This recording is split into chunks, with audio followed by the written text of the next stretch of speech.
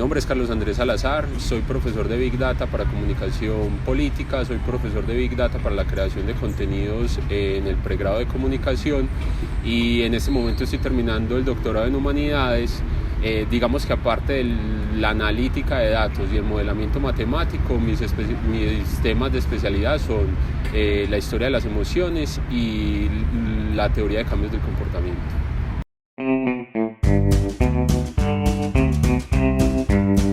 Bueno, digamos que el Big Data es una disciplina que es rama del análisis de datos, particularmente de la estadística y de los modelos matemáticos. Digamos que han convergido para poder hacer el procesamiento de grandes cantidades de datos. Digamos que Big Data hace hincapié específicamente en el hecho no tanto de que sean muchos los datos que se procesan, sino que la naturaleza de los datos es diferente. Es decir, no solo tengo datos estructurados, por decir algo, tablas de Excel, sino que también tengo imágenes que puedo procesar, tengo videos que puedo procesar, tengo posts, tengo twitters, que todos ellos pueden ser sometidos a procesamiento y que se conocen como datos no estructurados. Uno de los énfasis que hace el Big Data es precisamente trabajar con datos no estructurados y que están disponibles en las redes y que gracias pues como al internet se han masificado y que pues podemos disponer de ellos para sacar conclusiones y datos e información pues que necesitamos estudiar.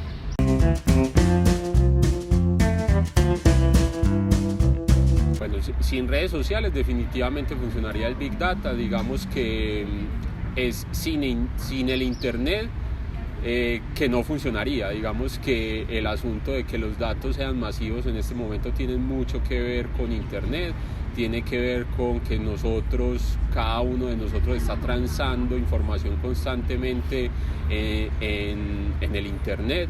Más las redes sociales, pues obviamente tienen algo que ver en este sentido, pero incluso el término red social para mí es complicado de asimilar.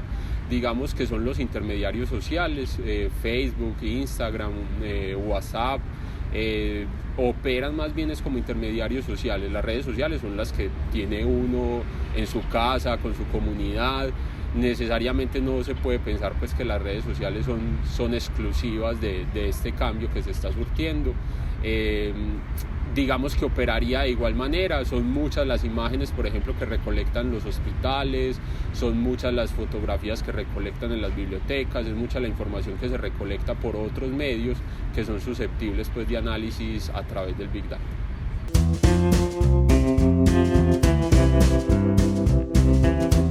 Bueno, digamos que el término de vigilancia es un término complejo, digamos que obviamente pues tiene su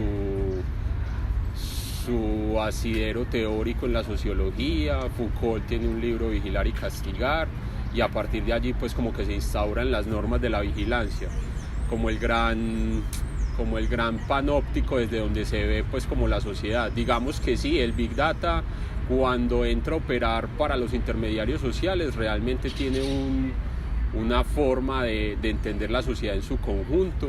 Digamos que no es una vigilancia que se ejerza a nivel individual como estamos acostumbrados a verlo pues, sino que es una vigilancia como a nivel comunitario o a nivel no de individuos sino de grupos. Entonces, ¿qué se puede vigilar? Digamos que se pueden vigilar comportamientos, se puede ver la manera en que se está propagando un estado afectivo determinado por una fotografía de mal gusto o por un mensaje polémico. Ese tipo de cosas se puede ver cómo se irriga ese tipo de mensajes a través de un conjunto de personas para sacar conclusiones respecto a su contenido, sacar conclusiones respecto a su impacto y ver de qué manera se correlaciona con otro tipo de factores, ya sea de pronto yendo a las noticias a entender qué es lo que está pasando con ese mensaje o ya sea entenderlo a nivel contextual. El Big Data pues permite a través de la construcción de modelos matemáticos entender pues qué incidencia tiene una persona, un mensaje, una fotografía, un video, y en esa medida poder como vigilar la interacción que tienen los usuarios de estos intermediarios sociales a través de internet.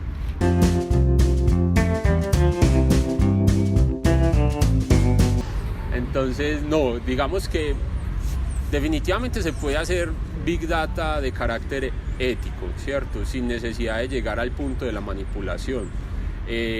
Uno puede utilizar Big Data, por ejemplo, para entender el electorado, y eso no está mal. Uno puede hacer Big Data para entender las necesidades de una comunidad determinada para poder ser su candidato político, y eso no está mal. Uno puede hacer Big Data para montar su campaña política, entender quiénes de su comunidad son activos en las redes sociales y poder desde allí ejercer pues como una especie de propaganda política, que tampoco está mal. Digamos que lo que está mal sí tiene que ver con la creación de noticias falsas que incentiven al electorado a que tomen una decisión por uno u otro candidato. Digamos que sí está mal que a partir de entender los gustos de las personas se genere contenido particular para propiciar cambios de comportamiento en esas personas. Digamos que también éticamente está mal generar sentimientos negativos o estados afectivos negativos en las personas para que voten o no por un candidato. Digamos que igual que toda herramienta de modelamiento matemático está susceptible para ser utilizada de manera ética o de manera no ética. Nuestro gran esfuerzo como institución y como persona académica es poder sustentar las bases que permitan que el análisis de datos se haga de una manera ética y que pues realmente redunde en beneficios para las comunidades.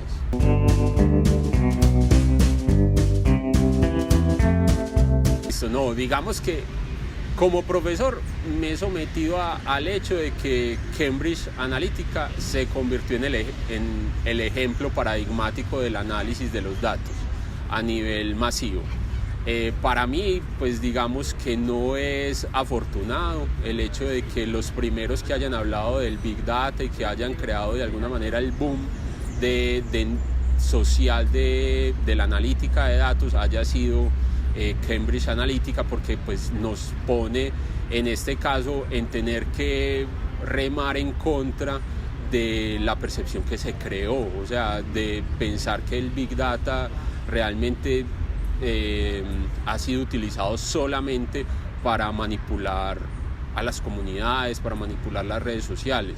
Entonces, a nivel de la clase, yo insisto mucho en que lo peor que nos pudo ocurrir es que el ejemplo de Cambridge Analytica haya tenido pues ese boom que tuvo, porque nos pone en una situación en la que ya es difícil hablar del Big Data como Big Data ético.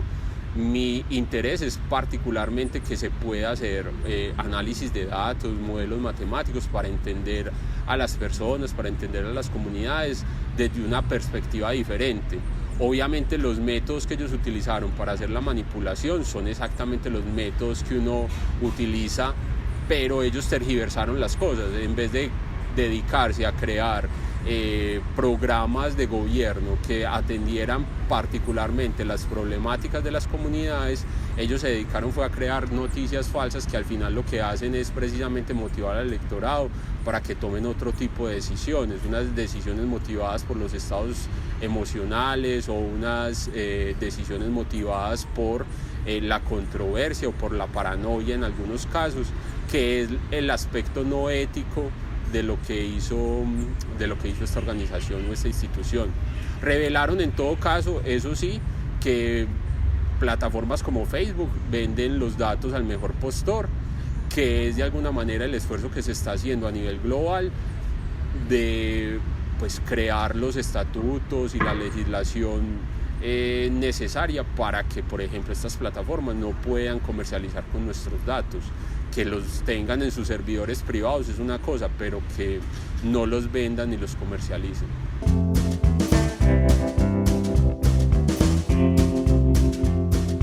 Digamos que definitivamente es una amenaza, pues para la seguridad de las naciones, el hecho de que, por ejemplo, cada uno de los ciudadanos disponga de datos para entidades particulares y privadas, pues sí se supone una especie de amenaza a la seguridad, porque precisamente como venía hablando en la respuesta anterior, tiene que ver con el hecho de que pues esta gente al final está haciendo lo que quiera con los datos, los vende, los transa, los comercializa y parece que se los ofrece al mejor postor sin ningún problema. Entonces es ver hasta qué punto las naciones del mundo, cada una de ellas, puede generar una regulación que permita proteger los datos de los individuos, porque al final pues el hecho de que conozcan mi vida de manera tan particular o que conozcan la vida general de una comunidad de manera como tan puntual, sí supone un riesgo, no tanto porque lo tengan, sino precisamente por las prácticas, por las malas prácticas del uso de los datos y por la privacidad que impera con ellos.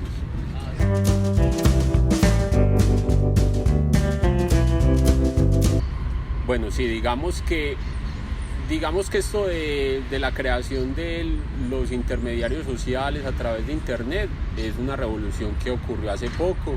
La legislación siempre llega a destiempo. Apenas hace 3 o 4 años estamos viendo los efectos y entendiendo los efectos del análisis de datos en las dimensiones en las que se puede hacer ahorita, y se están creando las legislaciones y se están creando los decretos necesarios precisamente para proteger nuestros datos. Hace 3 años aproximadamente Colombia viene en esa revolución.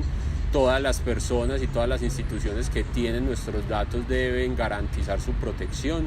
En el mundo no es diferente. Lo que está pasando con la Unión Europea, de llamar por ejemplo a descargos a Mark Zuckerberg, el líder pues, y creador de Facebook, es un ejemplo paradigmático de lo que se viene, de la revolución que se viene al nivel del manejo de los datos y de la privacidad.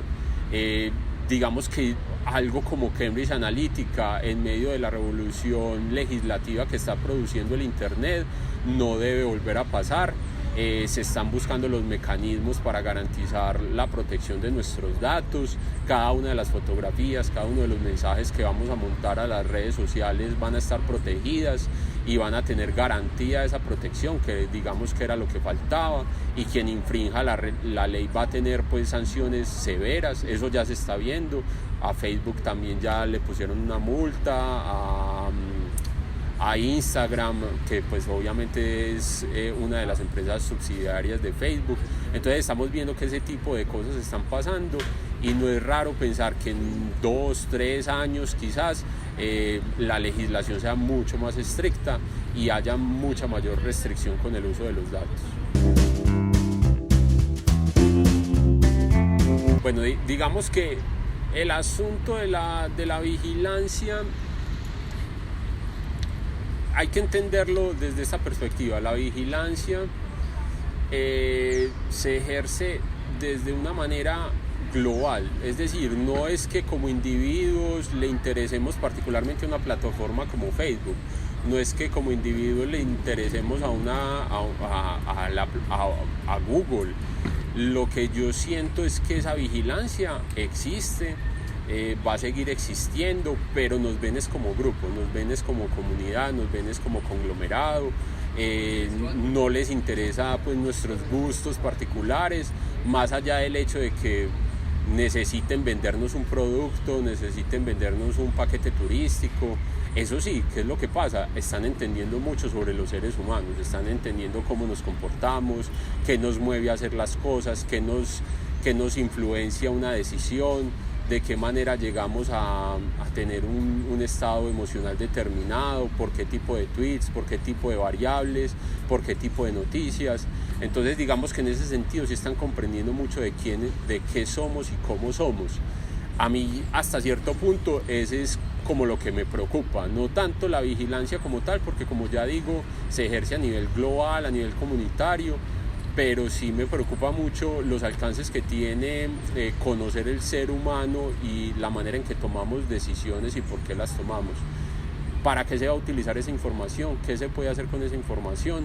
Pues esperemos que la legislación que se cree permita también entender que esos modelos matemáticos tienen que estar restringidos y tienen que tener un uso que sea adecuado y solo exclusivo de la plataforma a la que aceptamos pertenecer. Me parece que hacia allá va la revolución y me parece que hacia allá se dirige todo este tema de analítica de datos a nivel de los fenómenos sociales. Eso sí es importante aclarar. No me hagan la misma de Camila, profe, era en video.